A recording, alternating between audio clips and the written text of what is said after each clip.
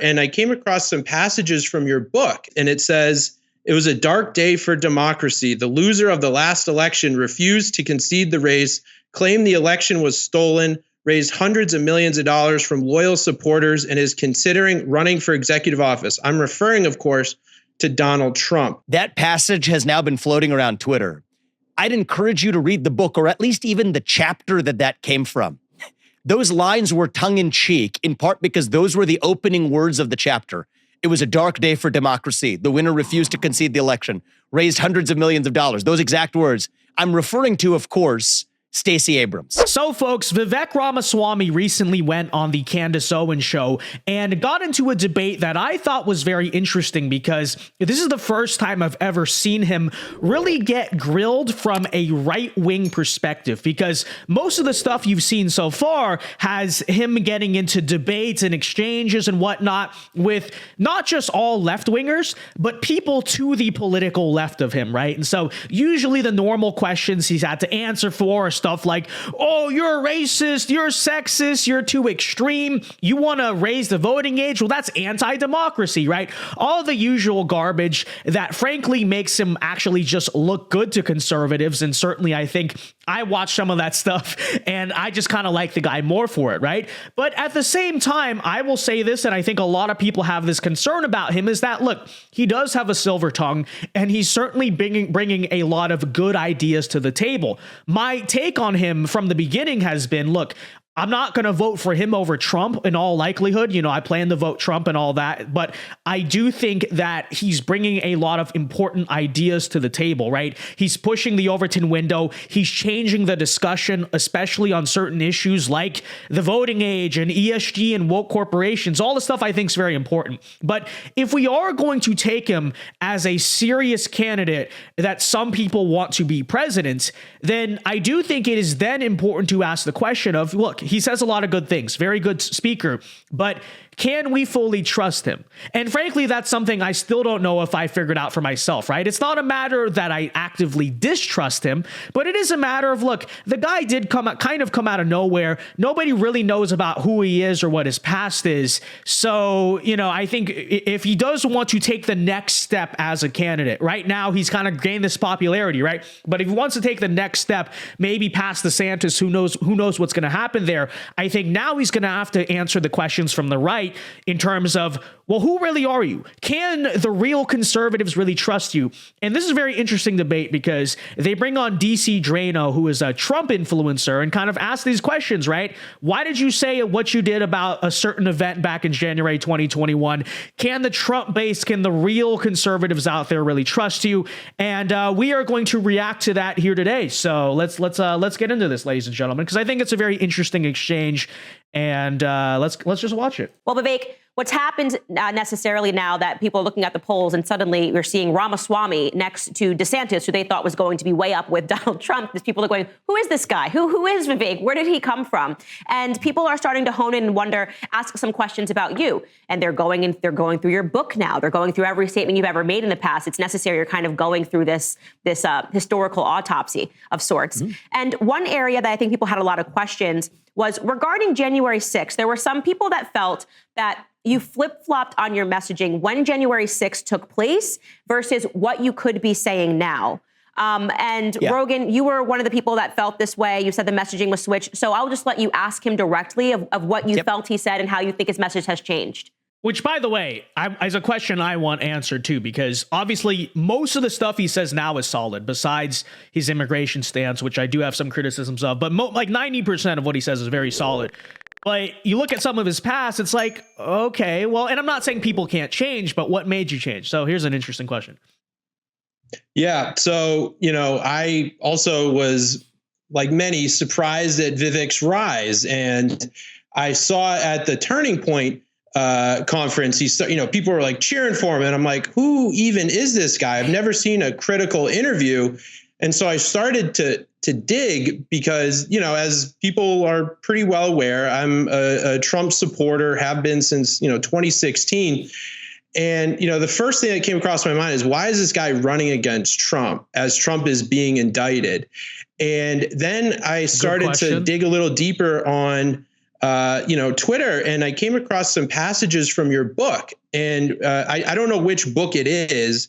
It's one of the two, but it talks about January 6th, and it says, "It was a dark day for democracy. The loser of the last election refused to concede the race, claimed the election was stolen, raised hundreds of millions of dollars from loyal supporters, and is considering running for executive office." I'm referring, of course, to Donald Trump. Do you think that the 2020 election was fair? Do you think that Joe Biden got the most votes in American history, or do you think 2020 was rigged? So I'll answer that. I think 2020 was rigged specifically by big tech, but I just want to say something at the outset, because this is the first time we're meeting, is that I've actually been a longtime fan and of your tweets particularly. And I understand that I did a little bit come out of nowhere, right? I was in the business world. I had no public footprint at all until 2020. And then really 2021 when I stepped down from my job as a CEO. So I invite the scrutiny. Some of it's bad faith, but then I take someone like you, and I understand your heart is actually in this for the country as opposed to some of the other trolls. And so that's why I'm engaging with this directly. So let me be really clear about something. He is a very talented debater, by the way, or interviewer, speaker, whatever you want to call it. Because notice how it's a tactical move. You notice that he diffuses the hostility. Okay. Just going to point that out. It's good rhetorically, just pointing that out. I've written 3 books in the last 18 months. That passage has now been floating around Twitter. I'd encourage you to read the book, or at least even the chapter that came from. Those lines were tongue in cheek, in part because those were the opening words of the chapter. It was a dark day for democracy. The winner refused to concede the election, raised hundreds of millions of dollars. Those exact words. I'm referring to, of course, Stacey Abrams. That was literally the opening paragraph of that chapter. Okay. And it turned out that those words were literally borrowed from a description of somebody else criticizing Donald Trump that I then cut and pasted. So look, I have detailed messaging on all of this, but you read that chapter and you read that book, it's easy for someone to airlift something out of Nation of Victims without reading the whole book. It was literally a satirical chapter that started with those words that someone had used against Donald Trump, with Stacey Abrams as the punchline. And here's the thing about the books I've written. I wasn't writing them with any intention of running for president, right? And so otherwise you'd read them and can this be misquoted? No, these are, if I may say so myself, I would say intellectual books. These are not candidate books, okay? So I do hope someone can go and verify that, but I will say, to me, that checks out. Right. I never really even used this against him to begin with. And I certainly do agree and believe that there definitely probably are bad faith attacks against him. So, on this front, on the front of let's take some book passage out of context, I'm not really a fan of that. I'm not really into that. It doesn't at the same time mean I just 100% trust this guy totally. But something like that, I care less about. But these are books that were written in part of a career, 3 books in 20 months. Candace, and probably you, I don't know if you've written books as well, understand what it takes to write one. I've written 3 and they're not candidate books, are deeply introspective books. So much so that actually even some of the things that I said in Woke Inc., I've moved a little bit from today. What did I say in that book? And I stand by it today. 2 things that I think are really important points. The 2020 election was stolen principally by big tech. The Google search algorithms that suppressed actual stories that you could have read on Donald Trump. Hunter Biden laptop story, suppressed on the eve of an election. There's definitive data showing that actually would have changed the outcome of the election. I personally find that data, just like in terms of the raw numbers, even stronger than the data that's yet been presented on ballot fraud, though I think both existed. I've been very clear about where I stand on ballot fraud. Single day voting, election day as holiday, has to be paper ballots. And by the way, government issued ID matching the voter file. But I think what's more important to understand as well, and I talk about this in this book, is 2016 was actually even the other election that was stolen from Donald Trump, the election that he supposedly won. So let's stay on that. Okay. The whole, it was stolen by big tech argument. So on one hand, you could make the argument, and I do kind of also agree that it's a little bit of a cop-out in the sense that, well, There are other levels to which, now that we can say this on YouTube, there are other levels to which I believe the 2020 election was stolen. It's not just a matter of big tech, although big tech certainly did influence things on that front, right? At the same time, I will say the one thing I will kind of excuse on Vivek's part is it's a hard issue for Republicans to navigate politically. And truthfully, I don't know what the right way is to talk about 2020, because if you ask me principally, what do I believe happened? Well, I think it was multifaceted. I think that, all the changes to the election system, both in a natural and arguably quote unquote unnatural sense, right, kind of changed the turnout game way in favor of the Democrats. And that's, step one. Step two, obviously stuff like big tech, but also step three, this is my belief, is that, you look at agencies, everyone talks about the FBI, but you look at agencies like the CIA, which we know for a fact interfere in elections all across the world. And we know how the deep state has always felt about Donald Trump. Who's to say that, they didn't do similar practices that we saw in 2020? And you certainly know, I'm sure in places like Detroit, Atlanta, there's a lot of red flags there in terms of how ballots were being counted and were they really being verified, all that stuff. At the same time, how do you talk about that as a Republican candidate trying to win this election? Because look, while at the same time stuff happened in 2020, we need to focus on how to win 2024. And I think all of the shenanigans aside, there are still things we could have done better in 2020, right? Aspects of the Trump campaign, it could have been better. Obviously, that's backseat driver now, but we could have tried to figure out how to ballot harvest and play the turnout game for ourselves. And obviously, we're learning as we go. So, it's kind of mixed for me, because on one hand, he is kind of trying to give a cop-out answer. On the other hand, how do you go forward talking about this as a candidate running for president? I don't really know. You guys can let me know what you think on that front, because like I said, it's a little bit of a cop-out, but I don't think it's the worst thing in the world for me. For me, the much bigger red flag for Vivek is like his take on legal immigration, which we'll probably talk about on stream tonight. Be sure to tune in. But, I don't know. Let me know what you guys think, because I'm not sure how I feel about something like that. So, Vivek, I'm just going to jump in here because I did not know, obviously, what you were going to say as an answer to that. And guilty as charged. When I saw the things being passed around, I actually thought maybe he actually did say this. And I will completely own the fact that I did not read it, and I cannot defend. I cannot further offend it, because obviously what you're saying in defense makes sense, that it was airlifted. Rogan, did you actually read the full chapter either, or did you also see what was circulating? Okay, so what's funny about that, as a Trump supporter, it's not my main point, right? Yeah. So let me preface by saying I respect Vivek for coming on and having this discussion, knowing that I'm a very vocal critic. My main point is that Vivek does not believe there was actual election fraud with the ballots, that he can watch something like 2,000 Mules. Did you see 2,000 Mules, Vivek? I've seen part of it, I have to admit. I did not finish it, but I highly recommend you go watch it, because it's probably one of the most important documentaries in recent history that showed massive systemic election fraud across this country.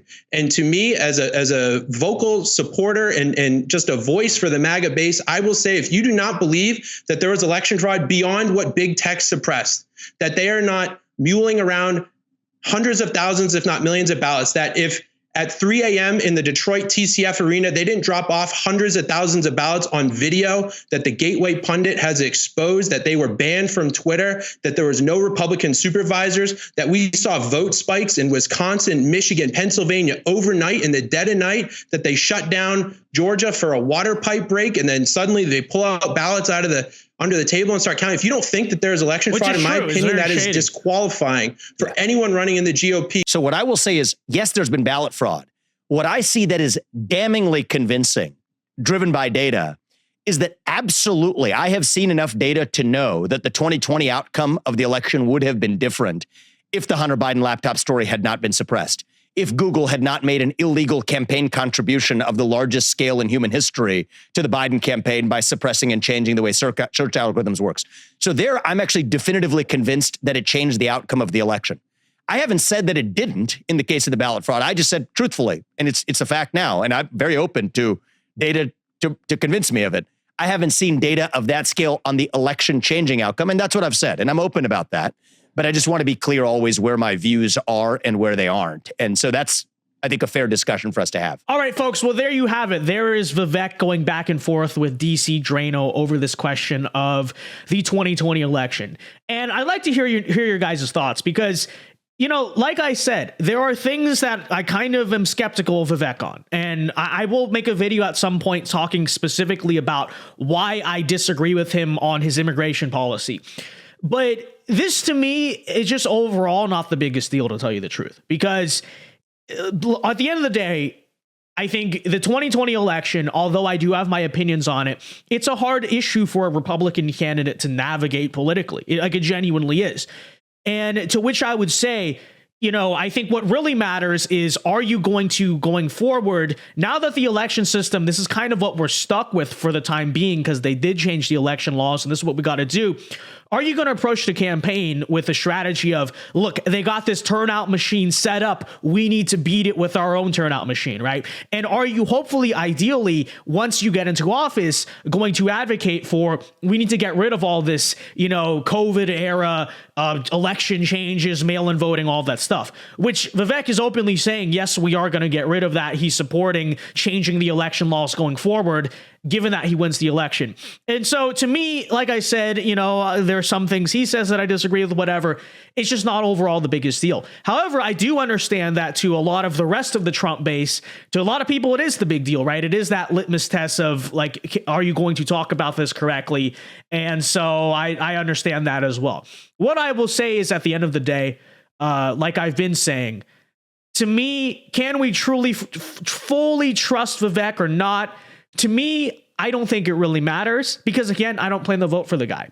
My view on him is that he's bringing a lot of important conversations to the table. So every time he says something that you feel is insufficient or falls short, you know, because you never really hear him say anything openly liberal, but you may say that's not conservative enough. Well, it is what it is on that front. But everything you hear him say that where it's like that is sufficiently conservative, that's actually very good, I would say to all the people who are skeptical of him, well, take the good with the bad, right? Yeah, okay, so he toes the party line with the rest of the GOP on this issue, but on this issue, like ESG or the voting age or whatever, he's saying what needs to be said 100%. To me, I'm like, okay, what that does overall is it pushes the Overton window, and Vivek is a good voice. Right? That's the way I see it. He's a good voice in the race to push the rest of the party to the right, to make the party better and more conservative and more visionary. So that's the way I overall see him. And so to me, it's like this personal question of, can we trust Vivek or not? I'm not really here to necessarily completely entertain it unless Trump dropped out of the race and we have to look at other candidates, right? But anyways, that's where I am right now. You can let me know your thoughts down in the description. What do you think of the debate? Who do you side with? Let me know. Before you go, everyone be sure to leave a like right now on the video. Subscribe to the channel if you are new. And of course, subscribe to the Rumble, because many of you guys know we just got a strike on YouTube. It can happen at any time. So be sure to go subscribe to our Rumble channel. Link in the description, or you can just search up Rumble, Vince Dao on Rumble. But yeah, until then, ladies and gentlemen, I'll see you guys on the live stream tonight at 8 p.m. Eastern time. And until next time, Alpha Moves only. God bless. Have a very good day and peace.